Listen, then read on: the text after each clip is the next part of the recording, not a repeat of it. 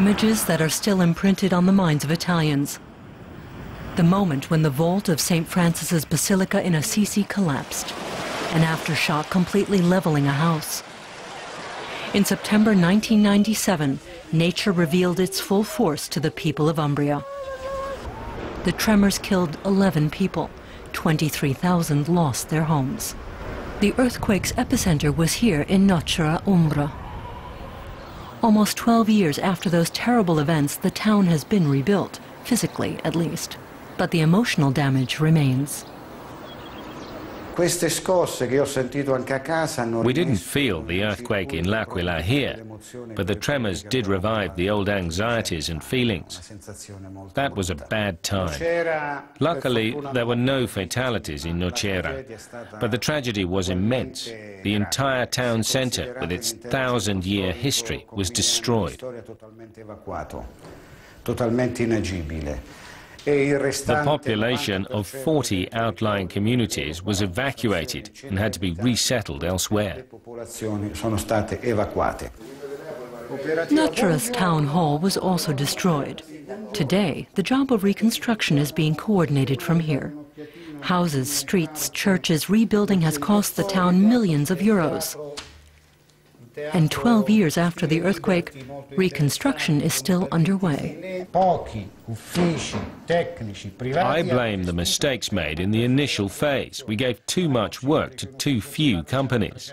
There were engineering offices entrusted with plans for 300 reconstruction projects that spent years locked away in filing cabinets. Decision-making powers were paralyzed by too much bureaucracy. We're still feeling the consequences to this day. Superficially, at least, the construction work that was done appears to have been exemplary. Old houses were lovingly restored using modern technology, making them earthquake-proof. The hope was that Swiss, German and Dutch holidaymakers would choose Nocera as a destination. But many homes have neither electricity nor running water, just provisionally laid plastic piping, and it's been that way for years. A few lanes away, unoccupied houses. Over a decade after the tremors, there's still no sign of reconstruction here.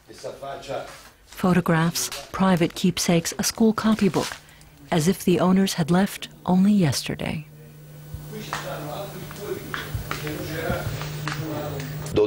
After 12 years, we still have streets that are completely desolate. There's no street lighting at night, making them wide open to looters. They've been helping themselves to things here for years, because most of the former residents have moved away from Nocera and lived somewhere else. That being the case, they can't keep an eye on their old homes. The people who come from here, on the other hand, haven't lost sight of their homes. In Giove, a 10-minute drive from Nocera, residents are still living in housing containers. 80-year-old Sergio hopes to return to his house someday. He's one of the elderly people in Giove who are still waiting for aid from the government. But corruption and planning errors have seen the money go into the wrong hands. It hurts looking at these people who have spent years living in containers. My grandfather and grandmother died in accommodation like this. When I see the old people and consider that they'll probably suffer the same fate, it makes me very sad. 86-year-old Maria Antonia shows us her bedroom. This is where I've been living since the campsite was taken down. 3 of us slept here.